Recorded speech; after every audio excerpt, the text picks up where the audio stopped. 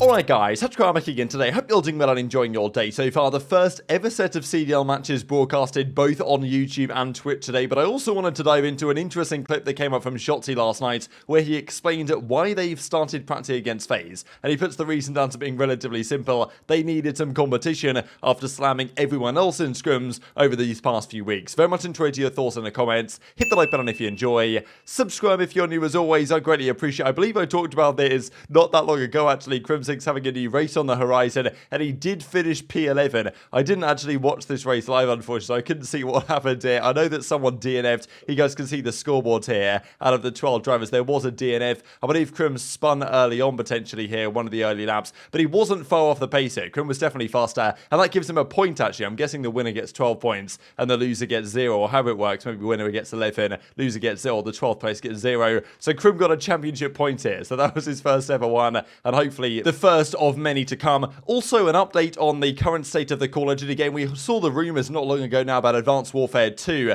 That was going to be maybe next year's game or a game in a couple of years' time after Treyarch's one. Now, it seems like, according to a recent discussion here from Brett Robbins, that indeed Advanced Warfare 2 was going to be a thing, but it was going to happen instead of World War 2. So, when we went back to boots on the ground, they thought maybe jetpacks were going to continue, and there was going to be an Advanced Warfare 2, but eventually they decided to make it boots on the ground. So, you know, back in 2015 when Black Ops 3 came out, they were working on Advanced Warfare 2, but it never happened because the community perception turned against jetpacks. Maybe at some point in the future it's going to happen. They obviously put some work into it back in the day, but Cellium now don't really seem to make their own games anymore. They're more than likely going to be a supporting studio to Infinity Ward, doing whatever they need to do to make next year's expansion pack of Modern Warfare 2 work correctly when it happens this year, I guess. Also, just some quick screenshots from the new maps here. This is from the Black Gold map. I mean, however well these maps might be laid out, they might even be competitively viable. When the lighting is like this, what are you meant to do? Like, if the lighting is terrible on these maps, I mean, what am I even looking at here? There's no way this can be a competitively viable map. It's the same story for this one as well. The Lighthouse map. Okay, maybe it looks kind of cool. I know that some people thought it looked like a state, actually, from Modern Warfare 2.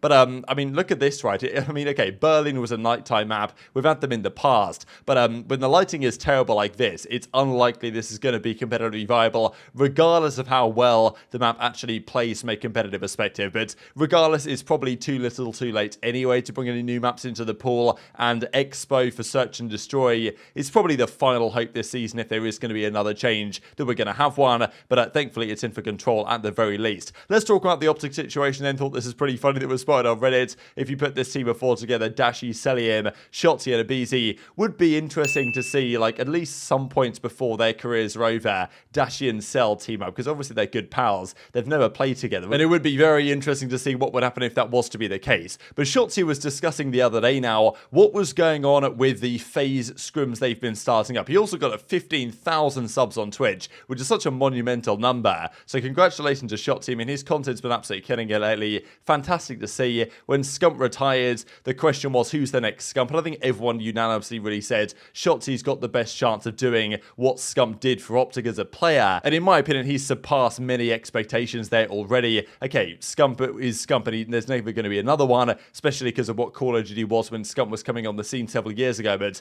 Shotzzy's got the personality, he's got the gunny. It's absolutely fantastic what he's able to achieve lately. There was some discussion as well, because Trainwrecks came in the replies and said, hey, how about we try and give you the full cut of that 15,000 subs rather than what Twitch gives you, because Trainwreck's involved in the Kick.com project that has been getting a fair bit of traction lately. And there has been some discussion on this, whether this would be allowed by the league. And JoeDeceives says they probably, you know, this, okay, let's say Shotzzy does want to move to Kick. I don't think he will, of course, but if he was to want to for whatever reason, I don't think the CDL would have issues with this, but JoeDeceives reckons probably they can, you know, they dictate where the watch parties happen. So, you know, if Shotzzy was on Kick, he wouldn't be able to necessarily watch the games live, but, you know, he could do it if he wanted to. So I don't think he will, but it was just an interesting discussion, because there have been conversations in the past, especially when Scump, like, got a paid stream to play Raid Shadow Legends or something, and the CDL fined him for that, because I guess it was in his contract that he wasn't allowed to be paid to play another game. So there's been dramas about this in the past. There might be as well in the future. But Shotzzy would be wise to avoid any of it. Now, I wanted to dive into this discussion that he had a couple of days ago. So we saw the comments from the watch party after Scump won the game last weekend, that they were the only two teams that really gave them any trouble in scrims were Toronto Toronto Major 3 champions and FaZe Major 2 champions. He says that they don't really scrim Thieves too much either, but they didn't scrim FaZe for a long time. When Ghosty joined the team, he actually made a remark on a podcast or the watch party that he was surprised that they never scrimmed FaZe, and it seems to have worked out quite well for OpTic the last couple of years. Their record against FaZe is great, and FaZe don't seem to have an answer for OpTic, and maybe they would have one if they scrim them on a more regular basis. But Shotzzy gave his thoughts on this. I mean, when he mentioned this, the question was, damn, they're scrimming FaZe again, that's pretty interesting, but why is that the case? People were speculating because at one point they said that FaZe, the ping and the servers weren't ideal, so whoever was hosting just won the series hands down if they scrimmed, so they decided not to. But also there was the question, are they doing it for competitive reasons, and they don't want to practice against what they might consider to be their biggest rival. So Shotzzy gives his thoughts on this and says, he was trying to think of a fake answer. He couldn't really think of one, and he just said it outright, that they're playing FaZe now because they've been smoking everybody else. Why did we start scrimming FaZe? Listen, the fake answer would be... You guys don't know top left or not? Open it, open. The fake answer would be... I don't even know. The real answer is because we feel like we play the same teams over and over. And with all due respect, everyone's been getting slammed. And it was actually getting boring winning every single day. I'm not even trolling you. Zeus at the prime, and then, bro, we literally had to mix it up. I'm not even trolling. We're like, bro, holy, I need to feel like how it feels losing again. I'm not even trolling. Entirely. And that really is a lot of the perspective that a lot of people have nowadays, where it's just they take in the numbers, they don't take in the context of the thing. You know, they see and have a 0.9 and he's challenging things that they think he shouldn't chow, but it's like, you know, he's doing it for a reason. You know, you can make fun of him and on stream and him being, you know, idiot in some areas on stream, but he's a very, very smart player. And I don't know how much people realize that. I should have included Ann on that list too. But yeah, the extent to stuff that he can do is mind-blowing. Also a nice little clip there from JP giving a lot of credit to Shotzzy for, yes, sometimes he has a 0.9, but it's a very impactful 0.9 usually. It's an interesting one, right? Because I think there's always this kind of misconception, maybe it's not always a misconception, but with players and their KDs and their numbers, like sometimes someone can draw a 0.9 and it can be a terrible 0.9, a super unimpactful 0.9, not getting any important kills, but some players can draw a 0.9 and have it be very impactful. So the numbers don't really tell the whole story at the end of the day, but just because someone's negative doesn't necessarily mean they played well and did the dirty work, and just because they're positive doesn't necessarily mean they just played for kills and weren't impactful. So, you know, there's always this debate that goes on. Fundamentally, you've got to actually watch what happened in the game to really get an understanding of it, and the stats don't tell the whole story. Certainly KD doesn't tell the whole story. But yeah, what do you guys think about this, right? OpTic deciding to scrim FaZe again, basically because they've been bodying everyone else. And I think we've seen this the last few days. Whenever they scrim against London or Florida or Guerrillas or even Vegas, like, they're going to body those teams hands down. OpTic have always been good in practice, good online anyway, and I mean, OpTic just have seemingly no competition. They want to lose maps, right? They don't want to win everything because it makes you too complacent, and if you're beating, I mean, they played Rokkr and the Rokkr Academy the other day and didn't lose a map in scrims against them. Like, that isn't really ideal because, okay, at some point you're playing and you're just winning, and let's say you have a bad rotation here and there, you're not really going to scrutinize it because you're winning everything, so what is there even to work on at that point? You want to lose a bit to make sure you humble yourself a bit so you know there's still work to be done. And I imagine that winning every single map in scrims and playing teams far worse than yourselves is not really the optimal strategy. So OpTic have realized that, but that does mean playing FaZe, and they know that FaZe are tough competition. They probably split maps in scrims as they would with Toronto, so that keeps things more interesting and more competitive for them, and probably gives them better practice fundamentally. But it does mean when they play teams like FaZe in matches, which will happen again, I'm sure, before the end of the season, it does give FaZe more of an idea of what OpTic like to do than they would have otherwise. Like, I'm sure FaZe's team of, you know, Crowder, RJ, easyMack, and Tupac, of course, are looking into great detail as to what OpTic have been doing here to try and know that when they do play them next, they've got some idea. So there's pros and cons to it from the OpTic side. I think it's a wise decision, though, in general, but it also speaks to the amount of confidence that OpTic presently have in the way that they are performing. Let's talk about two of the games before we close out the video, then I'll discuss the Subliners versus Minnesota Rokkr one briefly tomorrow morning. But I wanted to dive into these two series. London started out well game one. Scraps had a good game one individually. Boston with their new team where Crimp's coming to the roster. He didn't have a stunning series by any means, but there's been a fair few rookies that their first series in the league this year haven't exactly been spectacular. And even Beans is still pretty up and down for this team as it stands. But still, Crimp I thought did an admirable job. He didn't set the world on fire or anything, but he was coming to this team to kind of do a job just as he did. And, well, obviously against Ravens, you're expected to win. London won map 1. I was hoping they'd at least win one map because they got 3-0 for 3 times in a row. That would have been tragic, but I didn't expect them to win this series, and they didn't. Fair play, though. They won the game 1 of the series. They got more points quite early on in that particular map than they did against OpTic when they played it before. So, yeah, OpTic are deadly at that Fortress hardpoint,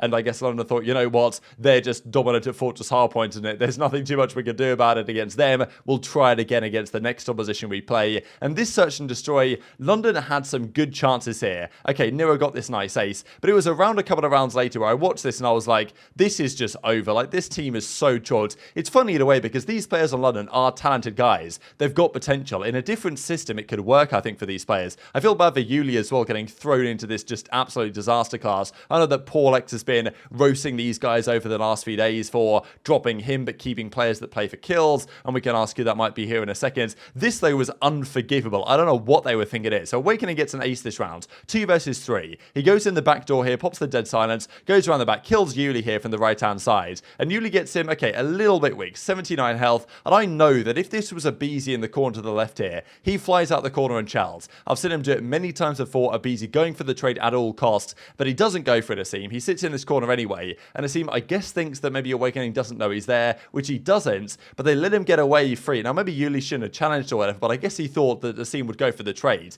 He didn't go for the trade, and both of them are just sitting inside. Asim now has to watch 2 angles. Awakening checks the corner anyway, kills Asim, and then Scraps doesn't go for the trade either. He just sits behind the desk, and Awakening just walks in and shoots Scraps in the back and gets the kill. Like, I am absolutely mindful of that one. That was just tragic to witness. I don't know what they were thinking there. I don't even think it was that impressive from Awakening. Like, London just completely threw, decided not to even try and trade. Like, at least try and trade, you know what I mean? Like, I don't know what was going through their heads. So they had a chance, but they squandered it. And then game 3 they lost, game 4 they lost, and it was, well, it was Awakening again towards the end of this series doing the damage, but not pretty at all. Scraps had a bit of a stinker in the control as well, as he has done so far this stage. And these were the numbers, right? Awakening with a 1.4, Asim went positive, but I thought Nasty was also pretty good this series. Scraps has a 0.9, but this is the thing, right? Scraps, when he came into this team, I think it was very clear to many people that he was here because of his previous relationships with a couple of these guys, Asim, Zero at the time he was on FaZe, back in the Black Ops 4 days. Scraps always been known for a player that's going to be more kill heavy. He plays for kills more than he does for the objective. That's just how his play style is, more of a Slayer type figure. And there were questions after his year or so out of competing, would he be at the level needed to really take these guys to the next level? I was unconvinced at the time,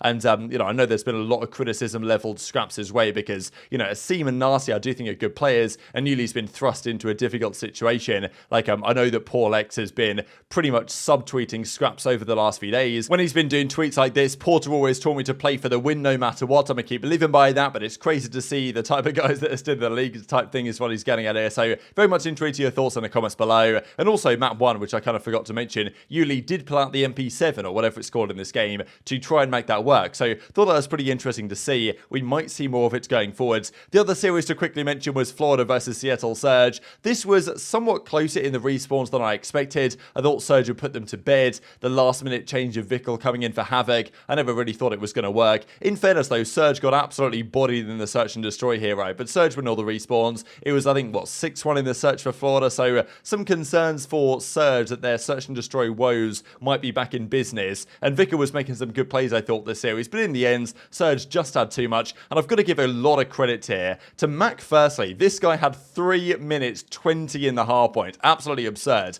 I haven't seen numbers like that so far this year. Like, he was absolutely soaking. And this is what he does for the team. But also accuracy. What a series from him. Like, Mack got almost 200 seconds just by himself. He almost beat Mutineers single-handedly. That was a remarkable set of stats. But yeah, with Prid and accuracy fasting for Ramadan, like, accuracy seems to have leveled up, honestly. This guy's been great the last few weeks. People give him flack when he's bad. You got to give him credit when he's dropping numbers like this because his control lately has been really impressive. I think he's averaging a 1.4 in control so far this stage and drops a 1.2 in the series for the W. But very much intrigued to your thoughts in the comment section below. Hit the like button if you enjoyed. Subscribe if you're new. Take take care, and I'll see you next time.